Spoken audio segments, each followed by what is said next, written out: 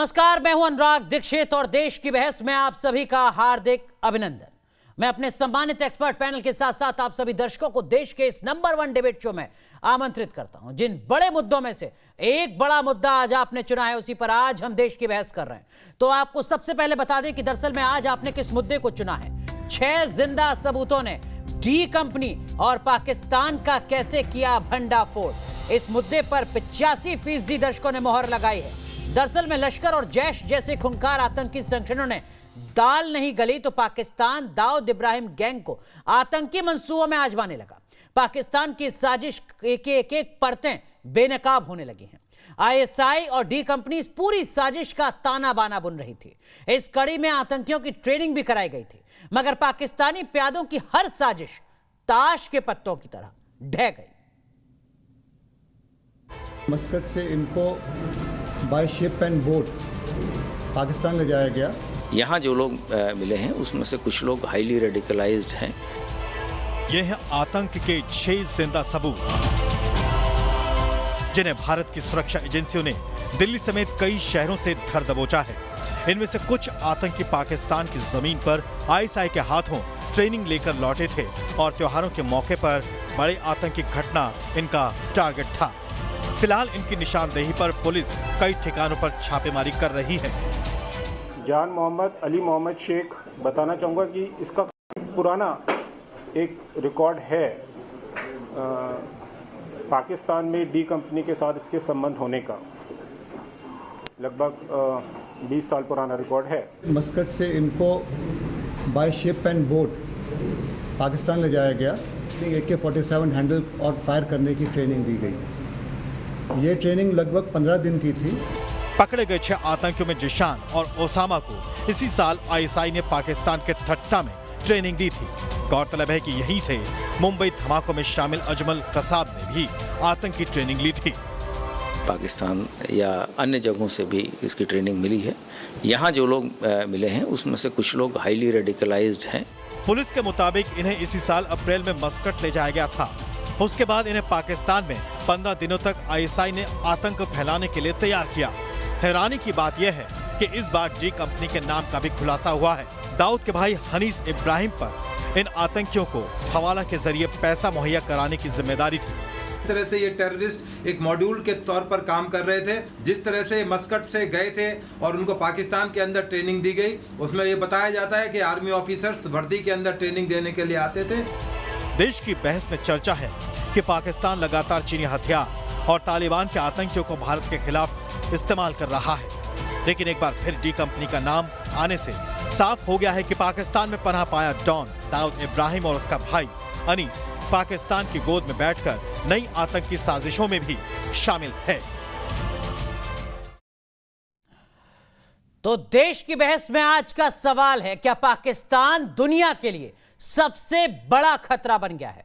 आप शो के दौरान इस मुद्दे पर अपनी राय न्यूज नेशन की वेबसाइट, न्यूज नेशन की मोबाइल ऐप, न्यूज नेशन के तमाम सोशल मीडिया प्लेटफॉर्म पर साझा कर सकते हैं। शो के दौरान हम आपके जवाब दिखाएंगे। साथ ही कार्यक्रम के दौरान आप अपनी राय और सवाल का वीडियो बनाकर व्हाट्सएप कर सकते हैं, नंबर आपके स्क्रीन पर। और इसी मुद्दे पर बात करने के लिए हमारे साथ एक खास पैनल जुड़ चुका है। Major general GD Bakshi, retired रक्षा विशेषज्ञ, हमारे साथ जुड़ चुके हैं। डॉक्टर विक्रम सिंह साहब जुड़ चुके हैं, आप उत्तर प्रदेश के DGP रहे। हमारे साथ आरिफ अब्बासी साहब जुड़ चुके हैं, आप महासचिव है PTI के पाकिस्तान से। खास मेहमान आरजू काजमी जी हमारे साथ जुड़ चुके हैं, आप पाकिस्तानी पत्रकार हैं।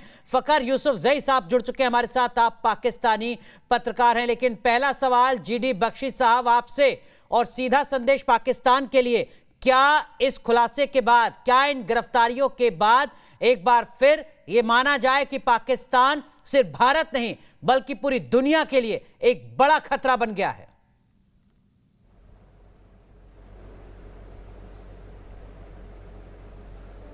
इसमें क्या शक है? ये तो हम कोई पिछले 30 साल से कह रहे हैं कि साहब दुनिया के लिए सबसे बड़ी सरदर्द माइग्रेन एक देश है जिसका नाम पाकिस्तान है। ये जो अभी हाल में खुलासे हुए हैं, ये एक बहुत सिनिस्टर प्लॉट के तरफ संकेत दे रहे हैं। और वो ये कि जिस तरह 10 साल पहले पाकिस्तान ने इंडियन मुजाहिदीन खड़ी करी थी और उसने सैकड़ों ब्लास्ट किए थे हमारे शहरों में, जिसमें कोई 15,000 भारतीय शहरी शहीद हुए हैं, ठीक है। और वो खड़ी की थी डिनाइबिलिटी के लिए कि वो कह सके ये तो साहब सब आपके ही है, ये तो कश्मीर में थोड़ी ना हो रहा है, ये तो आपके वहां हो रहा है, आप इसके जिम्मेवार हैं। साहब उनको थट्टा कैंप में ये मुस्कात गए थे सारे, ये जो लेटेस्ट नेटवर्क है ये मुस्कात गए थे, वहां ट्रेनिंग इनको वहां से ले जाकर थट्टा कैंप में ट्रेनिंग दी पाकिस्तान में।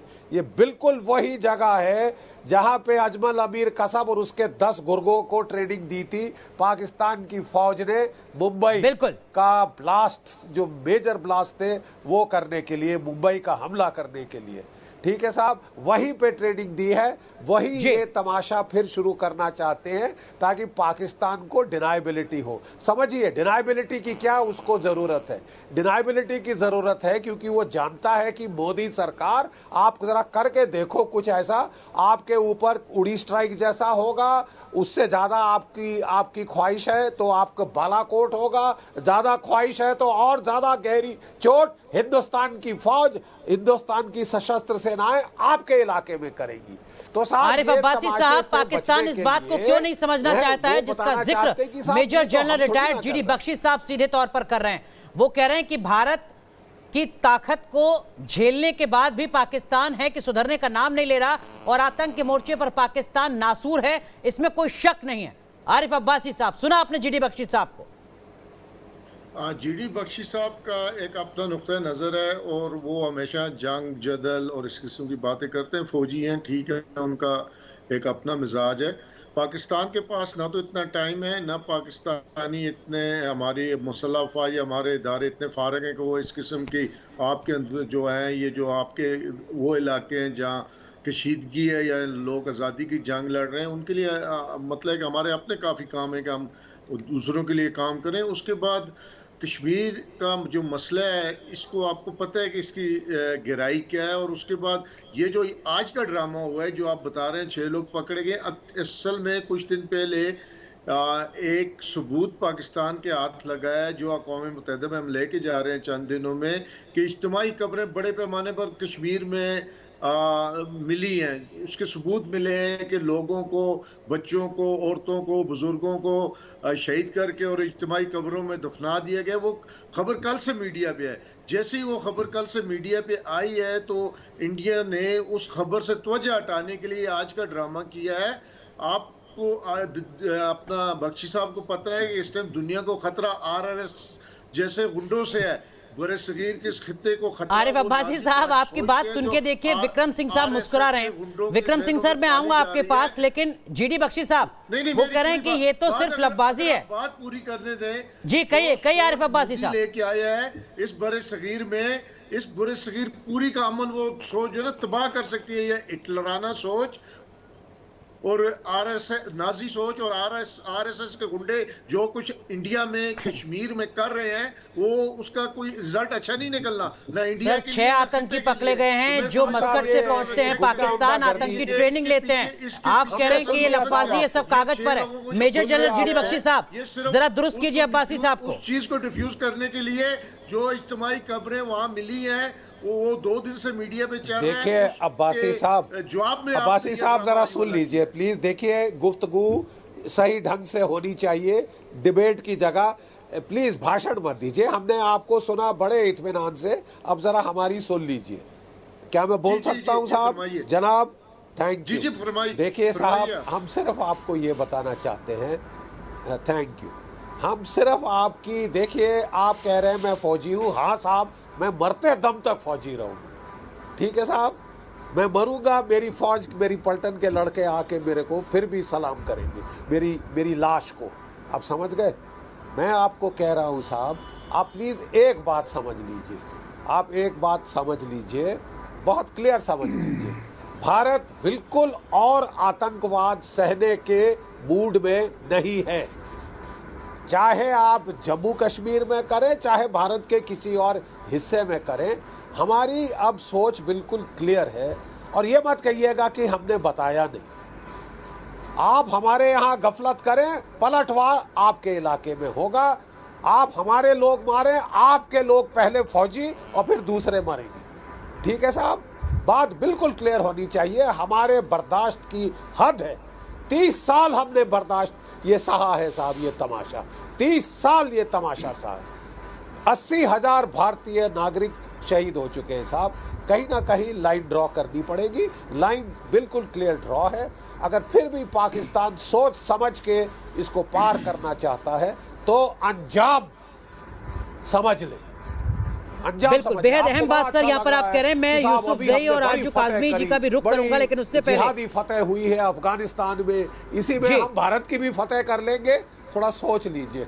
ठीक है, अफगानिस्तान से कंपेयर ना करे पाकिस्तान, ये भूल होगी अगर भारत की कर रहा है कंपैरिजन। ये major general retired GD Bakshi साहब का सीधा संदेश है। अब्बासी साहब आपके लिए, यूसुफजई आरजू काज़मी में आपका रुख करूंगा, लेकिन उससे पहले विक्रम सिंह सर, 26/11 जैसी आतंकी साजिश को दोहराने की कोशिश कर रहा था पाकिस्तान, जिसका खुलासा हुआ है। यानी पाकिस्तान है कि सुधरने का नाम नहीं लेता और यहां पर डिनायल मोड में, वो मान भी नहीं रहा इस बात को। अनुराग जी, ये कोई नई बात नहीं है। 26/11 के पहले डेविड कोलमैन हेडली आए थे, उन्होंने रिक्वेस्ट किया और मुंबई के तमाम जगहों को देखा, और सिर्फ मुंबई पे ही 26/11 नहीं हुआ। आप याद करें, उत्तर प्रदेश में रामपुर सीआरपीएफ कैंप पे हमला हुआ, तब हालात दूसरे थे, अब हालात दूसरे हैं। अब टेक्नोलॉजिकली और ह्यूमन इंटेलिजेंस को लेकर के हमने बिल्कुल एक जो ताना बाना और रक्षा कवच तैयार किया है, वो इनविंसिबल है। अब्बासी साहब की इत्तला के लिए अर्ज है, आपको अल्लाह मियां ने इतने ऊंचे ओहदे पे नवाजा है, कुछ तो इस पे गौर कर लें कि क्या उसामा बिन लादेन को हमने पाला था? क्या हक्कानी नेटवर्क हमने तैयार किया था? जो जिहादी फैक्ट्री, जो दारुल उलूम हक्कानिया तैयार की है, जिसको इमदाद सरकार देती है पाकिस्तान की, उसको क्या हिंदुस्तान ने तैयार किया था? देखिए, हमारे आपके हक पे ये नहीं कि हम लोग लड़ाई जंग और इस तरीके की बातें करें, दोनों को जरूरत है तरक्की की, अमन पसंद की। मैं कल अनुराग जी एक शायर को सुन रहा था पाकिस्तान के, कि ये वो पाकिस्तान नहीं है जिसको कायदे आजम और लियाकत अली साहब ने बनाया था। चूहे के गोश्त के समोसे और गधे और कुत्तों के गोश्त के कबाब, इसलिए पाकिस्तान नहीं बना था। पाकिस्तान बना था इसलिए कि आवाम की खिदमत के लिए। बहरहाल, ये तो अब आपकी अब्बासी साहब की जिम्मेदारी, उनकी पार्टी की जिम्मेदारी है, वो तशरीफ फरमा है, आवाम ने उनको मौका दिया है खिदमत का, बाकी तो आगे देखिए। लेकिन इस जंग में कुछ नहीं रखा है, और जैसा जनरल जीडी बख्शी साहब ने फरमाया है, मैं आधा फौजी हूं, पूरा फौजी नहीं हूं, लेकिन मैं उसके जरिए एक आसान और मुफीद मशवरा सबके लिए मैं गुजारिश करूंगा, और वो ये होगा कि किसी को हल्के में न लें। अब जो तैयारी है, आप अपनी शोहरत आम देख लें, FATF में अपनी जो आपकी किरकिरी हुई है, अमेरिका ने आपको इसके साथ जो सख्ती कर रहा है, और जो कहीं पर भी ये अगर शोहरत आम या इमदाद की कोई बात आती है, पाकिस्तान की माली हालात कैसे हैं, अरे कम से कम वो जो फौजी अफसर आज जो हसन निसार साहब की अगर मैं बात करूं, तो उन्होंने कहा कि ये सारी लूट पाकिस्तान की जो फौज के अफसरान हैं इन्होंने किया है, इनके बच्चे अमेरिका और कनाडा में पढ़ते हैं, इनकी सारी दौलतें वहां हैं, और यहाँ पर आकर के ये आवाम को चूसने का इंतजाम करते हैं, और हिंदुस्तान और कश्मीर के ऊपर, क्योंकि वही उनका DNA है, वही उनका ऑक्सीजन। डॉक्टर विक्रम सिंह, जो बात आप कह रहे हो सर, उसकी टीस आरिफ अब्बासी को हो कि अमूमन जो काम नेताओं को करना चाहिए वो फौज के बड़े अफसरान कर रहे हैं किसी मुल्क को लूटने का, ये आरिफ अब्बासी की टीस हो सकती है, उनकी मजबूरी हो सकती है कि वो खुलकर ना बोल पाएं इस मुद्दे पर। लेकिन जीडी बख्शी साहब, मैं बाकी पैनलिस्ट का रुख करूंगा, उससे पहले अगर पाकिस्तान नहीं सुधरता है तो भारत का क्या कुछ रुख है, बदले हुए भारत का क्या कुछ रुख है, जरा आप एक बार अब्बासी साहब को बता दें, उसके बाद मैं यूसुफजई और आरजू काज़मी का रुख करूंगा। जीडी बख्शी साहब।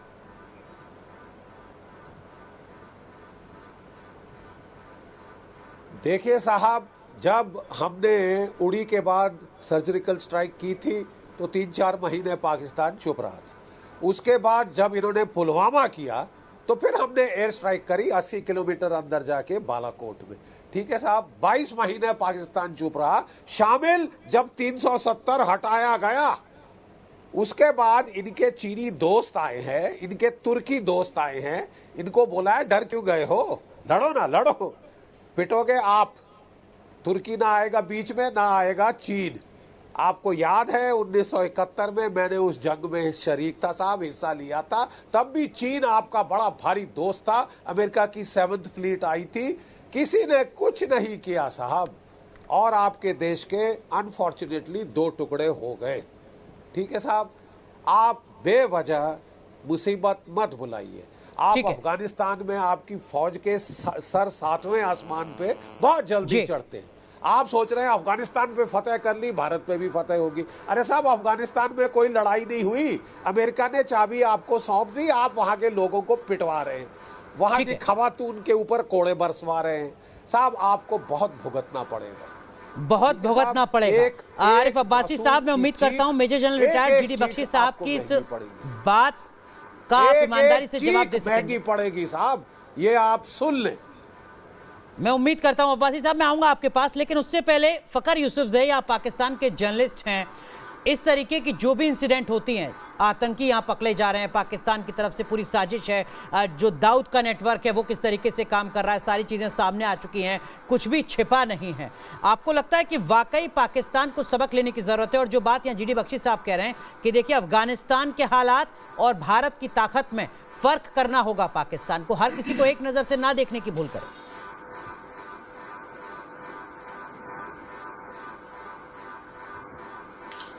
बिल्कुल आपकी बात सही है कि हर किसी को एक नजर से नहीं देखना चाहिए, वो हिंदुस्तान हो, पाकिस्तान हो, चाइना हो या अफगानिस्तान हो। बल्कि मैं तो ये अपने लोगों से कहता हूं कि आप अफगानिस्तान को अपने हाल पे छोड़ दें, वहां पे आप खामखा की इंटरफेरेंस करने की कोशिश ना करें यार, उनको अपना मुल्क है, उनको करने दे। बाकी बात रही, आप जो बात करें कि आज जो लोग पकड़े गए हैं आपके दाऊद इब्राहिम ग्रुप से या फिर आईएसआई का आप नाम ले रहे, तो ये दावे इस तरीके से हमारे यहाँ आईएसआई, हमारी जो बाकी इंटेलिजेंस एजेंसीज है वो हमें यही बताती है।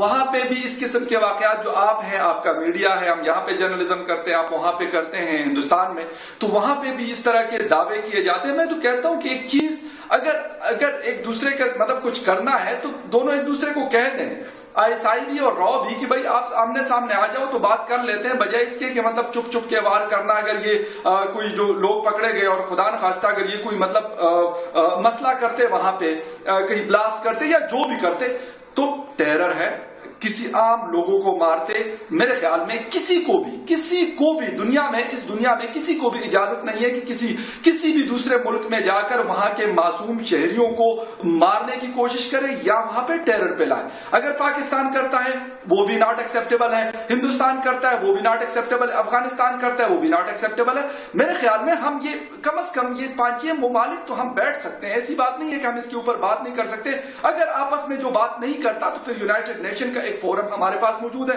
हमें वहां जाना चाहिए। और अगर जो नहीं बैठता और जो अपनी बजाय इसके कि अपने कौम की हालत को बेहतर करे, वो इसी चक्कर में लगा हुआ है कि यार मैं दूसरे के आंगन में झांकूंगा और वहां पे कोई गड़बड़ फैलाऊंगा तो शायद उससे मेरी हालत अच्छी हो जाएगी, मेरे ख्याल में इससे किसी की हालत अच्छी नहीं हो सकती। साहब यहाँ पे बैठे हुए हैं, एमपी हैं पाकिस्तान तहरीक इंसाफ के, इकोनॉमी इस वक्त हमारी जिसे कहते हैं शदीद प्रेशर में है।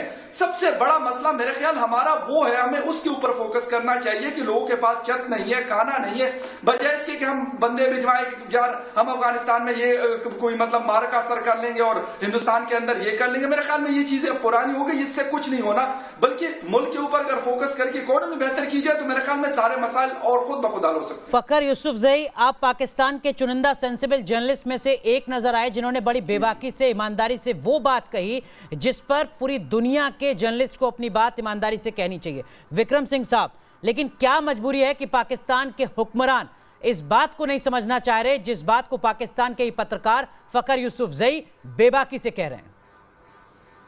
अनुराग जी, मैं अपनी बात अधूरी छूट गई थी। मैं ये कहना चाहूंगा कि क्या मजबूरी है कि मुंबई के हेड कांस्टेबल के बेटे दाऊद इब्राहिम को एक बिल्कुल रॉयल्टी की तरीके से कराची में रखा गया है। उसके पूरे गिरोह को आईएसआई उसको जो है कठपुतली की तरह नचा रहा है, बजरिए उसके कि आज दाऊद इब्राहिम गैंग जो है फुट सोल्जर बन गया आईएसआई का। आईएसआई ने अफगानिस्तान में जो ओपीएम ट्रेड है उसमें सरपरस्ती की अफगानिस्तान की। ये सारा खेल अगर आप देखें, आप लोग तो बहुत, जनरल जीडी बख्शी साहब को शायद याद हो, आईएसआई का कोई वजूद नहीं था 40 साल पहले, लेकिन ये सोहबत का बड़ा असर पड़ा है कि सीआईए के साथ मिलकर वो उसने हिकमत अमली सीख ली है कि अफीम का ट्रेड हो, नाजायज हथियार के बनाने की उसकी तस्करी हो, फेक करेंसी हो, दूसरे चाहे डॉलर हो चाहे इंडियन रुपीज हो, उसके बारे में आपको मालूम हो कि अब्दुल करीम तेलगी ने आईएसआई के इशारे के ऊपर नासिक से प्रिंटिंग मशीन खरीदी और आईएसआई ने जर्मनी से वो स्याही खरीदी जिससे कि हमारी सिक्योरिटी फोर्स में आती थी और नोट छापना शुरू किया। नेपाल में हबीब बैंक ऑफ पाकिस्तान और राष्ट्रीय बैंक ने मिल करके हिमालयन बैंक खड़ा किया जिससे कि इंडियन करेंसी फेक यहाँ आती रहे। ये सब हिकमत अमली आदमी तभी करता है जब शातिराना दिमाग के जरिए वो चाहता है कि अपनी जो बेसिक गवर्नमेंट ड्यूटी से उसके अलावा उसके बरक्स, और रिजल्ट आपके सामने है। बिल्कुल आरजू साहिबा मौजूद हैं और यूसुफ जाई साहब बता देंगे कि किस शर्मिंदगी के साथ आईएसआई के अफसरान और इनके फौजी अफसरान ने, जो कि एक ऑनर होती है, फौजी कहीं का भी हो उसकी एक क्वालिटी होती है Anurag ji, he is an honourable person, और वो चाहे कहीं का भी हो, एक फौजी को हम लोग सलाम इसलिए करते हैं, ही इज ऑनरेबल। लेकिन पाकिस्तान ने वर्दी को भी शर्मसार किया है क्योंकि वो लोग तिजारत में ज्यादा, अब सुना है कि पिज्जा बेचने से लेकर के सीमेंट बेचने तक के कारखाने लगा रहे हैं, ये फौज का काम है।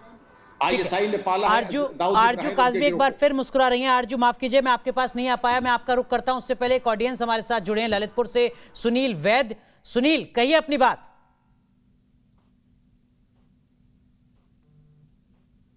आतंकवादी अथवा पाकिस्तान पोषित जो आतंकवादी पकड़े जा रहे हैं, ये बहुत ही दुखद विषय है। और पाकिस्तान हमारा परमानेंट दुश्मन है और उसका जो वित्त पोषण करने वाला चाइना है, उसी के साथ में हमारे जो देश के जो आतंकवादी सोच के लोग हैं वो इन्हें संरक्षण दे रहे हैं, इन्हें वित्तीय सहायता प्रदान कर रहे हैं, विभिन्न प्रकार का सहयोग प्रदान कर रहे हैं।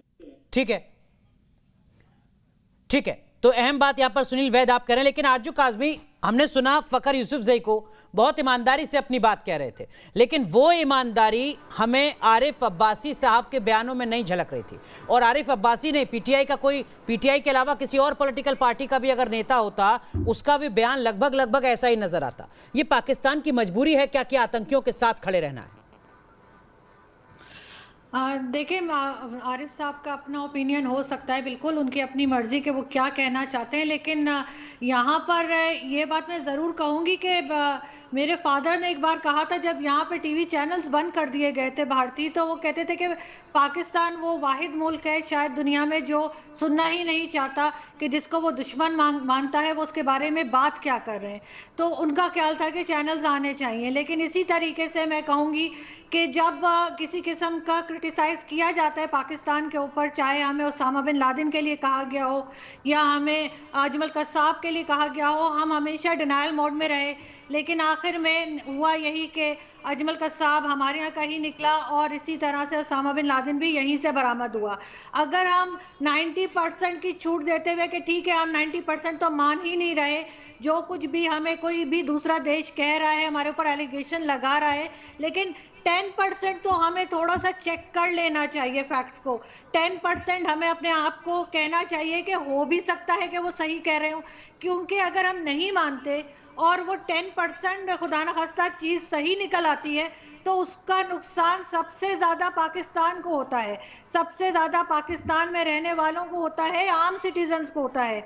इन पॉलिटिशियंस को नहीं होता जिनके पास डुअल नेशनलिटी है, जो असेंबली में बैठे हैं, जिनके पासपोर्ट दो हैं, जो कभी भी उठ के बाहर चले जाते हैं।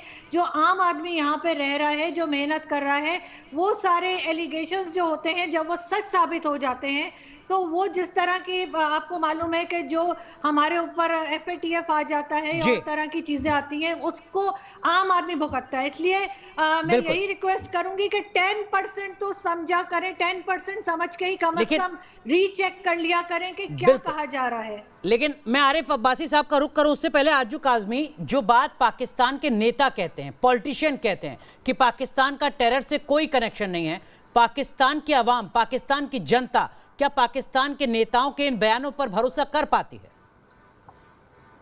नहीं, मेरा नहीं ख्याल कि सारे के सारे जो भी लोग यहाँ रहते हैं वो इनकी बात का भरोसा कर पाते हैं, वरना हमारे पास रिकॉर्ड पे मौजूद है कई लोगों का जो कभी कहते हैं कि हमने ग़ज़वा-ए हिंद करना है, हम वहाँ पे ये कर देंगे, वो कर देंगे, दोबारा से 1000 साल हुकूमत करेंगे, कभी कश्मीर पे अटैक कर देंगे। हमारे पास हाफिज सईद और जैद आमिद और इस तरह के कई लोगों के रिकॉर्ड पे मौजूद है। मैं अपनी तरफ से नहीं कह रही, आप गूगल करें आपके सामने आ जाएगा।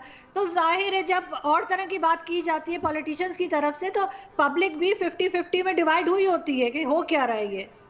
बिल्कुल। आरिफ अब्बासी साहब, मैं इस सवाल का जवाब आपसे लूंगा, लेकिन उससे पहले विक्रम सिंह साहब, अफगानिस्तान के हालात बदल चुके हैं, तालिबान के कब्जे में अब एक पूरा मुल्क है, वो तालिबान जिसको पाकिस्तान का पूरा समर्थन है, खुली छूट है। क्या आपको लगता है कि अब पाकिस्तान के आतंक की चुनौती को नए सिरे से देखने की जरूरत है पूरी दुनिया को? रीलुक करने की पूरी जरूरत है अनुराग जी, और इसके ऊपर मैं समझता हूं कि दुनिया के थिंक टैंक, सिर्फ हिंदुस्तान के ही नहीं, दुनिया के थिंक टैंक, क्योंकि अब ये हमेशा पाकिस्तान की धमकी रहेगी कि उसका न्यूक्लियर आर्सेनल तालिबान के हाथ में जा सकता है, इसलिए हमें इमदाद दो। ये इमदाद नहीं, ये धमकी है और ये ब्लैकमेल है, आर्म ट्विस्टिंग है। तो अनुराग जी बिल्कुल पूरी तरीके से रीलुक करना है। रीलुक इसलिए करना है कि जो वर्स्ट केस सिनेरियो है कि तालिबान के हाथ में पाकिस्तान न्यूक्लियर अगर आर्सेनल आता है, या जो सरप्लस मैन पावर है, change in geopolitical geography and situation in Afghanistan, तो जो सरप्लस मैन पावर है वो कश्मीर में झोंक ले। और कई गैर जिम्मेदाराना यूट्यूब चैनल ने पाकिस्तान के कहा भी है कि हम तालिबान के जरिए कश्मीर पे कब्जा कर लेंगे। भाई वो जमाने चले कि जब खलील खां फाख्ते उड़ाते थे। अब ये कोई गलत फहमी हो, ये मुंगेरी लाल के सुनहरे सपने हो तो अपने पास रखिए, खुदकशी के रास्ते पे ना चले, वो आपकी सेहत के लिए ठीक रहेगा। मेरा मशवरा ये होगा। बाकी आरिफ अब्बासी साहब ठीक कहा, तैयारी है जी। आरिफ अब्बासी साहब, ये खुदकुशी के रास्ते पर पाकिस्तान क्यों चलता है? आतंक को सपोर्ट करके क्यों डिनायल मोड में रहता है? मैं आपको एक बात तो क्लियर कर दूं कि हमारी खारजा पॉलिसी का जो बुनियादी नुक्ता है वो अदम मुदाखलत है किसी भी दूसरे मुल्क में। और उसके बाद आपको शायद अंदाज़ा है कि इस खिते की तरक्की का ज़ामिन अमन है। अगर इस खिते में आप चाहते हैं तरक्की हो, चाहे अफगानिस्तान हो, चाहे पाकिस्तान हो, चाहे इंडिया हो, चाहे बांग्लादेश, नेपाल, भूटान, जितने भी हम लोग हैं, इस खिते में जब तक अमन नहीं होगा, जब तक अदम एतमाद होगा, हमारे लोग इसी तरह गुर्बत, बीमारी, इफलास, इसमें मुब्तला रहेंगे। सवाल ये पहली चीज है कॉन्फिडेंस डेवलपिंग। देखें, हम बिल्कुल इस चीज पे कारबंद है कि हम अदम मुदाखलत के असूल पर कि किसी दूसरे मुल्क में हमने मुदाखलत नहीं करनी। दूसरा, अगर इंडिया की हम बात करें, बलूचिस्तान लिबरेशन आर्मी हो, दाइश हो, TTP हो, इन सब की फंडिंग कौन करता रहा है? ये तो अब रिकॉर्ड की चीजें हैं कि इंडिया हर उस ऑर्गेनाइजेशन की फंडिंग करता है, उसको सपोर्ट करता है जो पाकिस्तान में अदम इस्तेकाम फैलाती है। आरिफ अब्बासी सरेआम कहते रहे हैं, आरजू काज़मी शायद सही कह रही थी। नहीं, मेरी बात एक मिनट मैं माफ कीजिए आपको रोक रहा हूं सर। आपने जो बात कही मैं जरा उसको करेक्ट कर लूं, एक बार रिकन्फर्म कर लूं। आप कह रहे हैं कि तहरीक तालिबान पाकिस्तान की फंडिंग भारत करता है। आरिफ अब्बासी साहब में अपनी सरहदों की तोसी की और किसी मुल्क ने आज तक ये कोशिश नहीं की इंडिया को अपनी पॉलिसियों पे, अपने मुल्क के हालात पे ही रहम कर ले। जितनी गुर्बत, बीमारी, इफलास, भूख इंडिया में है, 40 करोड़ लोग रोडों पे रहते हैं। फिर आप लोग बात करते हैं कि दुश्मनी की, हम दुश्मनी नहीं चाहते, लेकिन अगर हमें जंग लड़नी पड़ी तो फिर यह है कि फिर देरी हमसे दूर नहीं है। जिस तरह बख्शी साहब धमकियां दे रहे थे, लेकिन हमारी प्रायोरिटी अमन है, क्योंकि हम समझते अमन ही इस खित्ते के लोगों की गुर्बत दूर कर सकती है। दरअसल में आरिफ अब्बासी साहब, दिक्कत क्या है, बीमारी खत्म कर शायद आप समझ नहीं पा रहे हैं या उसको कहना नहीं चाह रहे हैं। दिक्कत यह है कि ना तो आप जंग लड़ने की स्थिति में हैं और आपके मुंह से अमन की बात सुनना सबसे बड़ी मजाक नजर आती है। जिस मुद्दे पर आपको खुलकर बेबाकी से बात कहनी चाहिए, उस बात को आप नहीं कह सकते क्योंकि आपकी साख पर संकट है। पाकिस्तान की आवाम तक आपकी बात पर यकीन नहीं रखती है। आपने सुना अभी आरजू काज़मी को, और आप बात कर रहे हैं अमन की और आप बात कर रहे हैं हिंदुस्तान से वॉर की। आप कह रहे हैं कि हम तो लड़ने के लिए भी तैयार हैं अगर लड़ाई हो जाती है तो। लेकिन अगर हमें जंग लड़ना पड़ी तो हम RSN सिंह साहब हमारे साथ जुड़ चुके हैं। RSN सिंह साहब हमारे साथ जुड़ चुके हैं, रॉ का लंबा अनुभव है। हमारे साथ NK सूद साहब जुड़ चुके हैं, आपका भी रॉ का लंबा अनुभव है। लेकिन RSN सिंह साहब, मैं आपको पैनल में शामिल करता हूं सर। ये जो आरिफ अब्बासी साहब कह रहे हैं कि हम पूरी तरीके से तैयार हैं युद्ध के लिए, टेररिज्म को डिनायल मोड में कह रहे हैं, वो कह रहे हैं कि देखिए साहब अमन होना चाहिए, शांति होनी चाहिए, हम तो डेवलपमेंट और पीस की बात करते हैं। क्या जवाब होगा RSN सिंह साहब जैसे अधिकारी का? नहीं, सुसाइड बॉम्बर के ज़रिए तो जंग नहीं जीती जाती है, दहशतगर्दी के ज़रिए तो जंग नहीं लड़ी जाती है। आपने अफ़गानिस्तान में आपने जो प्रिंसिपल मींस जिसको बोलते हैं, जो मुख्य तरीका आपने अपनाया था वो सुसाइड बॉम्बिंग था। वो ठीक है, वो एक तरह के प्रॉक्सी वॉर में वो कामयाब होता है, लेकिन अगर आप बेहद ही आप लोग बुजदिल कायर लोग हैं जो कि अपने फ़ौज को नहीं लड़वाते, उनसे लड़वाते, और फ़ौज को लड़वाते भी। अभी तालिबान, आपको बता दूं, पंजशीर में इनके 7 ऑफिसर, 12 JCO, 75 अदर रैंक्स मारे गए हैं। आपको कभी कोई खबर आई है? और ये बिल्कुल बख्शी साहब इसको पुख्ता करेंगे इस चीज़ को। दूसरा, आपने कहा कि आखिर ये ऐसा रवैया क्यों? तो रवैया इसलिए है क्योंकि इतिहास का रास्ता तो बंद है और भविष्य का रास्ता इनका बिल्कुल तंग है। अब इतिहास में जाएं तो कहाँ जाएं? कहाँ, मतलब ये 1400 साल के इतिहास में ये कहाँ फिट बैठते हैं, ये बताइए आप। 1400 years of the history of Islam, where do they fit in? ये बताइए लोग। तो भविष्य का रास्ता बंद है और फ्यूचर का रास्ता ये तंग है, ये कैलिफेट बनाना जो कि होना नहीं है। जब आप ऐसे ग्रैंडॉइज, ऐसे उम्मीदें लेके चलते हो तो वो तो तबाही का ही रास्ता है ना। बिल्कुल, तबाही के रास्ते पर पाकिस्तान चल रहा है और अफसोस की बात ये आरएसएन सिंह साहब की सुधरने को तैयार नहीं, सुधरने को तैयार। मैं वही कह रहा हूं कि ये सुधरेंगे कैसे? आप बताओ ये सुधरेंगे कैसे? नहीं, अब्बासी साहब आपके साथ बैठे हुए हैं, पाकिस्तान के नेता हैं, आप सलाह दीजिए उनको, कुछ शायद माने आपकी बात, आप बड़े भाई हैं उनके। नहीं, मैं इनको यही सलाह देता हूं कि अगर अमन चैन चाहते हो और वो कयामत नहीं देखना चाहते हो, कयामत दुनिया की नहीं होने वाली है। That Quranic concept is bullshit. वो कयामत दुनिया की नहीं होने वाली है। आप अपनी कयामत अगर बचाना चाहते हो तो पहले तो ये बिनौरी मॉस्क और ये हकानिया सेमिनरी और सैमुल हक सेमिनरी को बंद करो, जहाँ पे बच्चों को ये सिखाया जाता है कि तुमको शहादत होगी और 72 हूरें मिलेंगी। क्या मैं गलत बोल रहा हूँ जी? क्या मैं गलत बोल रहा हूँ कि ये नहीं बताया जाता उनको? आखिर आज सबसे बड़ी एम्प्लॉयबिलिटी यूथ की क्या है पाकिस्तान में? तो ये मैंने एक बड़ा छोटा एक ही सल्यूशन है इसका कि ये जो मदरसे में जो ये जहर घोल रहे हो, ये ठीक है, आज तालिबान है, वो तालिबान भी ऐसा कि वो मुल्ला बरादर को कह रहा मारा गया और मुल्ला बरादर मारा गया और कोई कहने को तो एक ऑडियो ऐसे बिल्कुल बेहद अहम बात यहाँ पर आप सिंह साहब कह रहे हैं। नंबर 2 को कह रहे हैं मारा गया और वो ऑडियो रिलीज कर रहे हैं।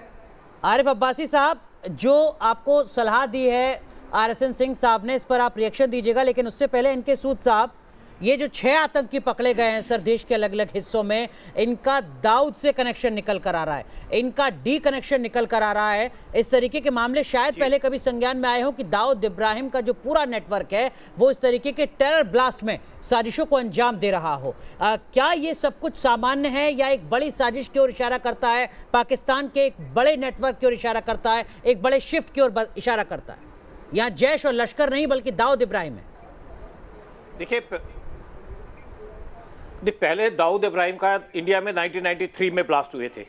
उसके बाद से दाऊद इब्राहिम का जब उस पर एक्शन होने शुरू लोगों पे, नेचुरली उस टाइम पे हमारी गवर्नमेंट डिफरेंट थी। उसके बाद दाऊद इब्राहिम का जो नाम था वो दूसरे इश्यूज में आने लग गया। लेकिन अभी पाकिस्तान को बहुत एनकरेजमेंट मिली है। पाकिस्तान को ऐसा लगता है कि उनके पास पता नहीं कोई खजाना लग गया तालिबान के आने से, पाकिस्तान एनकरेज हो गया है। अदरवाइज पाकिस्तान छुपा हुआ था, चाह रहे थे, पीस की बात कर रहे थे इनके। इवन जनवरी 2021 को पाकिस्तान और इंडिया के बीच में एक एग्रीमेंट जो पुराना था उसको इंप्लीमेंट किया गया कि बॉर्डर पे कोई डिस्टर्बेंस नहीं होगी, और वो जो एग्रीमेंट था वो यूएई के फॉरेन मिनिस्टर उस टाइम प्रेजेंट थे, उस पे हुआ। लेकिन पाकिस्तान को एक आदत है, ये तो पता था कि पाकिस्तान बाहर नहीं आएगा, पाकिस्तान को आदत है, यानी कि दहशतगर्दी की आदत है, और उसने वही काम किया जिसकी एक्सपेक्टेशन थी। और पाकिस्तान ने तब किया जब उसको तालिबान के सपोर्ट मिली, और पाकिस्तान को लगता है अब तो कश्मीर हाथ में लग जाएगा। लेकिन मैं आपको सिंपल बता दूं, 71 का वार के अंदर 93,000 पाकिस्तानी सोल्जर्स जो है वो इंडिया के कब्जे में थे। इंडिया ने इनको शराफत से छोड़ दिया, छोड़ना भी था, हमारी कोई एक इंडिविजुअल से कोई दुश्मनी नहीं है। लेकिन इस टाइम पे इंडिया की पूरी तैयारी है। आप जब पाकिस्तान ने उरी अटैक किया तो हमने उसके बाद पाकिस्तान के अंदर सर्जिकल स्ट्राइक की। जब पुलवामा हुआ तो बालाकोट किया। लेकिन अब तीसरी बार पाकिस्तान ने जिस तरीके का ये हरकत की है, अब बालाकोट के लिए पुलवामा नहीं होगा, अब बालाकोट के टाइप की 10 टाइप की स्ट्राइक्स होंगी। इंडिया की वो पोजीशन नहीं है जो इंडिया की 2019 में थी। ठीक है यूसुफ भाई, आप मुस्कुरा रहे हैं इनके सूद साहब की बात पर, लेकिन क्या ये सॉल्यूशन है? क्या ये 2 मुल्कों का सॉल्यूशन हो सकता है जिसकी पहल पाकिस्तान की तरफ से की जा रही है? जी कहिए सूद साहब, कहिए। एक मैं छोटी बात कह दूं कि बेसिकली क्या है कि इंडिया ने रिसेंटली अपनी पूरी तैयारी की है। जब 2019 में 5 अगस्त 2019 को इंडिया ने आर्टिकल 370 हटाया, उस टाइम इंडिया ने कह दिया कि पीओके गिलगित बाल्टिस्तान हमारा है, हम उसको लेके रहेंगे। और अब पाकिस्तान जो है वो हमको प्लेटर पे देने को तैयार है कि पाकिस्तान ने जिस तरीके से दहशतगर्दी फैलाने की बात की है, हमारी फौजें बॉर्डर पे तैयार है। 37 हमने वहां पे पाकिस्तान के खिलाफ जो एरिया है वहां पे हेलीपैड बनाए हैं, 4 हमारे वहां पे एयरपोर्ट्स बने हैं, हमारी फौजें तैयार हैं। पाकिस्तान में इतनी हिम्मत नहीं है कि पाकिस्तान उस एरिया को बचा सके। तो पाकिस्तान का अगर वार होगा, पाकिस्तान का थोड़ा सा भी, पाकिस्तान का या पीओके गिलगित बाल्टिस्तान उसके साथ जाएगा। पाकिस्तान को वर्ल्ड में कोई सपोर्ट नहीं करेगा। चाइना की भी हिम्मत नहीं कि पाकिस्तान को सपोर्ट करे। फकर यूसुफजई, अब तक देखिए जैश ए मोहम्मद का जिक्र होता था, लश्कर तैयबा का जिक्र होता था, कसाब को हमने देखा पाकिस्तान से उसका कनेक्शन, अब दाऊद इब्राहिम का कनेक्शन सामने आया है जो इससे पहले अमूमन एक लंबे वक्त तक सामने नहीं आया था। क्या आपको लगता है कि पाकिस्तान दरअसल में ये सोचता है कि हम नए नए चेहरों को, नए नए प्यादों को अगर भारत के खिलाफ भड़काएंगे, बरगलाएंगे तो शायद स्थितियां सामान्य रहेंगी, उसके फेवर में रहेंगी, या पाकिस्तान हकीकत को जानने के लिए तैयार ही नहीं है, ईमानदार नहीं है, जो उसके मन में आ रहा है वो कर दे रहा है, उसके नतीजे क्या होंगे बिना ये सोचे?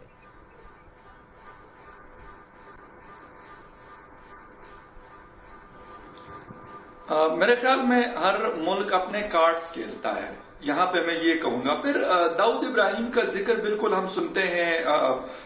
विक्रम साहब ने कहा कि मतलब वो कराची में रहते हैं और बहुत सारी चीजें वो मतलब बात कर रहे हैं, लेकिन मुझे ये वाली बात कि उसका नेटवर्क क्या इतना मजबूत है कि हिंदुस्तान के अंदर, क्योंकि हिंदुस्तान के अंदर कोई इस तरह की कार्रवाई करना आसान नहीं है, पाकिस्तान के अंदर आसान है। उसकी वजूहत मैं आपको बताता हूं कि हमारे बॉर्डर जो है 1700 किलोमीटर बॉर्डर हमारा अफगानिस्तान के साथ है, फिर ईरान के साथ है, तो ये चीजें पॉसिबल है।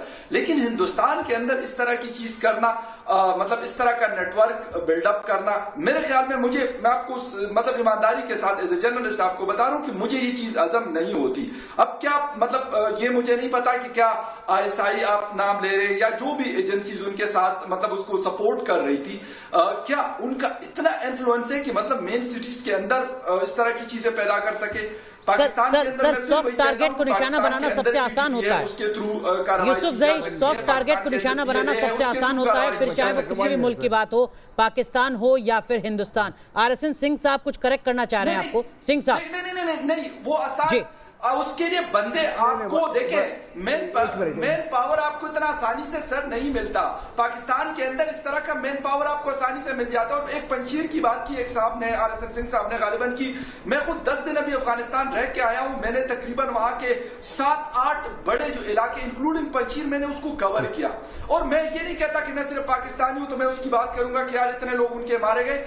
मैंने इंक्लूडिंग तालिबान, वहां की पब्लिक और जो अगेंस्ट तालिबान है उन ग्रुप से मैंने बात की, तो उन्होंने मुझे कहा कि यार अगर मतलब पूरा अफगानिस्तान उन्होंने ले लिया तालिबान ने, तो एक पंशीर, एक छोटा सा इलाका, एक डिस्ट्रिक्ट, मेरे ख्याल में आपका जो एक शहर है, हम विषयांतर हो जाएंगे, अब डिटेल कर देंगे इस टॉपिक को, लेकिन हर कोई जानता है कि पाकिस्तान में एयर स्ट्राइक, पंशीर में एयर स्ट्राइक कौन कर रहा था?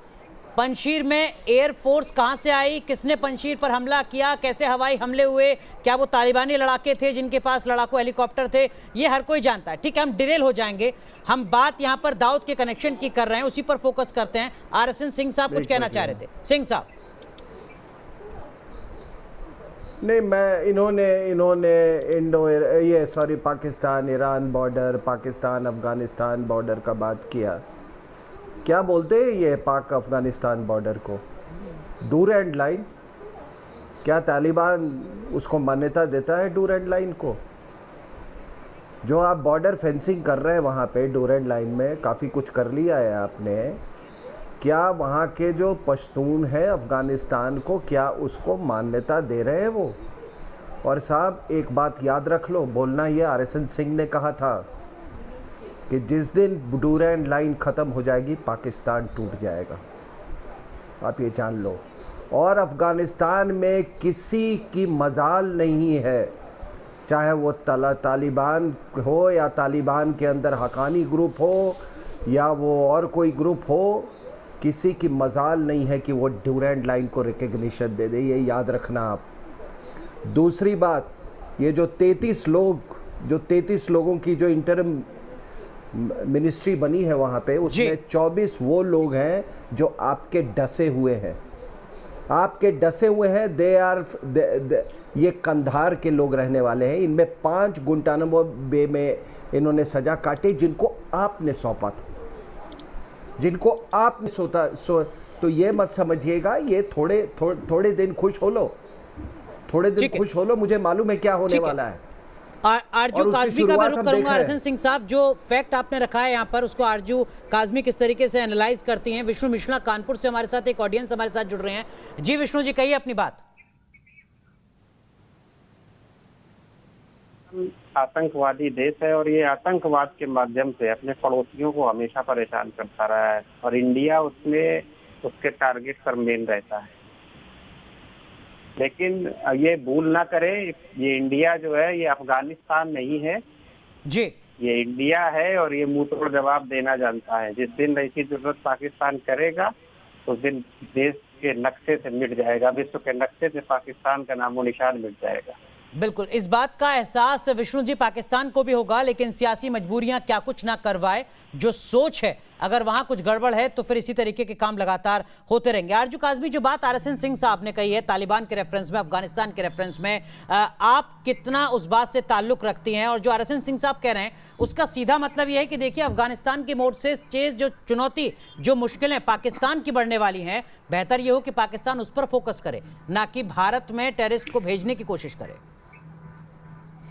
देखिए, बिल्कुल अफगानिस्तान और तालिबान की जो गवर्नमेंट आई है तो उस पर अगर, जैसे मैंने पहले भी एक बार कहा था कि अगर थोड़ा सा भी पाकिस्तान के साथ टर्म्स खराब हुए, तालिबान के कोई बात की तालिबान ने और पाकिस्तान की गवर्नमेंट ने या एस्टेब्लिशमेंट ने वो मानने से इनकार कर दिया, तो वो उस वक्त सिचुएशन पाकिस्तान के लिए ज़्यादा मुश्किल पैदा कर सकती है। इसलिए पाकिस्तान को बहुत ज़्यादा बैलेंस रहना पड़ेगा ताकि वो इस तरह की सिचुएशन में ना फंसे। बाकी हिंदुस्तान हो चाहे पाकिस्तान हो, यहाँ पे बहुत से लोग ऐसे हैं जो नहीं चाहते कि भारत के साथ हमारे टर्म्स बेहतर हों, अगर दोस्ती ना सही मगर कम से कम हम एक दूसरे को तंग करना बंद कर दें। और इसी तरह से कुछ लोग भारत में भी आई एम श्योर के होंगे जो नहीं चाहते कि पाकिस्तान के साथ ताल्लुकात बेहतर हों, क्योंकि ये जो लोग पाकिस्तान में भी मौजूद हैं और हर जगह इनकी दुकानें चलती ही नफरत के ऊपर हैं। जिस दिन हमारे दरमियान टेंशन कम हो गई और ट्रेड खुल गया और आपस में आना जाना शुरू हो गया, उस दिन ये लोग बेचारे बेरोजगार हो जाएंगे। इस वजह से भी बहुत से लोग ऐसे हैं जो ये टेंशन बनाए रखना चाहते हैं। इसमें नॉन स्टेट एक्टर्स भी हैं और बहुत से लोग इन्वॉल्व हैं। और आप समझ सकते हैं एज अ जर्नलिस्ट के इस वजह से भी हमारे यहाँ इस तरह की एलिगेशंस होती रहती है और बहुत बार सही भी साबित होती हैं। लेकिन अगर गवर्नमेंट या उनके जो स्पोक्स पर्सन आते हैं वो अगर इस चीज़ को सीरियसली लें और इसको कंट्रोल करने की कोशिश करें तो खुद भी जिएं और दूसरे को भी जीने दें, उस लाइन पे जाएं तो बेहतर होगा। बिल्कुल। लेकिन आरिफ अब्बासी साहब, एक बात बताइए, लश्कर और जैश के साथ पाकिस्तान खड़ा हुआ है, ये तो आप लगातार जताते रहे। दाऊद इब्राहिम पाकिस्तान में रहता है, दाऊद इब्राहिम कहाँ रहता है, पाकिस्तान इस बात को लेकर हमेशा खारिज करता रहा है। वो कहता रहा है कि देखिए, हम तो जानते ही नहीं है पाकिस्तान में दाऊद इब्राहिम कहाँ रहता भी है नहीं रहता है। और उसी दाऊद इब्राहिम के कंधे पर आप भारत में आतंकी साजिश रचने की कोशिश कर रहे हैं। ये किस तरीके की गफलत है सर, ये किस तरीके की मजबूरी है? आरिफ अब्बासी, जिसको एंडोर्स आप नहीं करते हैं, जिसको एक्नॉलेज आप नहीं करते हैं, उसके सहारे आप आतंकी साजिश रच रहे हैं। सबसे पहले तो मैं सिंह साहब के उन अल्फाज की पुरजोर मजम्मत करता हूं। अगर हमारे फेथ की यहाँ टारगेट किया है, कुरान पाक के बारे में इन्होंने जो कहा है, तो फिर काइंडली हमें न बुलाया करें।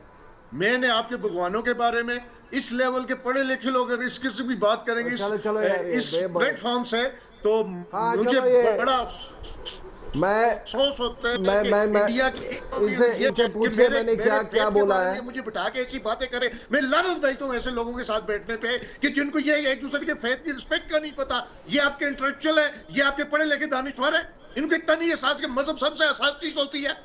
कभी किसी के मजहब पे आप अटैक करेंगे इस तरह तो वो आपके साथ बैठेगा। आई एम सॉरी कि इस जैसे लोग अगर बैठेंगे वो हमें ना बुलाया करें। फेथ सबसे अहम चीज है, इन्हें शर्म नहीं है। आरिफ अब्बासी साहब, देखिए, अगर आप उठकर जाना चाहते हैं इस डिबेट को, अगर आपकी मजबूरी है, आपको लगता है कि मेरे पास सवालों के जवाब नहीं है, उन सवालों के जवाब जो मैं पूछ रहा हूँ, पाकिस्तान के जर्नलिस्ट पूछ रहे हैं, हमारे साथी पैनलिस्ट पूछ रहे हैं, अगर आप इस बहाने इस डिबेट शो को छोड़कर जाना चाहते हैं तो अलग बात है सर, मैं आपकी मजबूरी की रिस्पेक्ट करता हूं, आप जा सकते हैं। लेकिन मैं आपकी जानकारी के लिए बता दूं, आरएसएन सिंह साहब लगातार हर मजहब की जानकारी रखते हैं, हर मजहब का सम्मान रखते हैं, करते हैं, और जितने इस मजहब के, आपके मजहब के लोग आपके मुल्क में हैं, उतने ही हमारे मुल्क में। आप छोड़कर जाना चाह रहे हैं सर तो अलग बात है, आपकी मजबूरी है। आरएसएन सिंह साहब, आपने इस्लाम का ठेका नहीं ले रखा है, आपने इस्लाम का ठेका नहीं ले रखा है, आपने इस्लाम का, अरे यार आपने इस्लाम का ठेका नहीं रखा है। तुमसे पुराने मुसलमान है दुनिया में। तुम्हारी अगर ये सोच है, तुम्हारा ये लेवल है, इस प्लेटफॉर्म पे तुम ऐसे लफ्ज इस्तेमाल करते हो दूसरे के रिलीजियस के बारे में, तुम्हें शर्म आनी चाहिए। तुमने जो लफ्ज कहा है उसको रिवाइंड करके मैंने ये कहा, कोई मुसलमान ये नहीं बर्दाश्त कर सकता।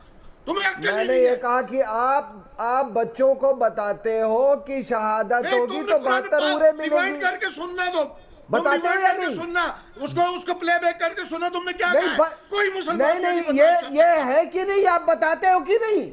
नहीं, तुमने ये लफ्ज अदा क्यों किया? हम यहाँ बैठे हुए हैं, नहीं ले रखा है, जो मर्जी बकवास करो। अरे क्या नौटंकी कर रहे हो यार, बंगालियों को मार के बांग्लादेश बना दिया, आज इस्लाम के ठेकेदार बने हुए हो। अहमदिया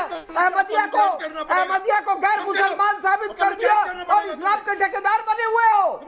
हजारा को मार के तुमने देश से भगा दिया और आज इस्लाम के ठेकेदार बने हुए हो। तुमने ऐसा लफ्ज किया, तुम पूरी मुसलमान कौम से माफी मांगोगे, पाकिस्तान का नहीं है, तुम पूरी दुनिया के मुसलमानों की दिल माफी तुमसे, जो तुमने लफ्ज माफी और तुमसे 1.5 अरब मुसलमानों की दिल आजारी हुई है।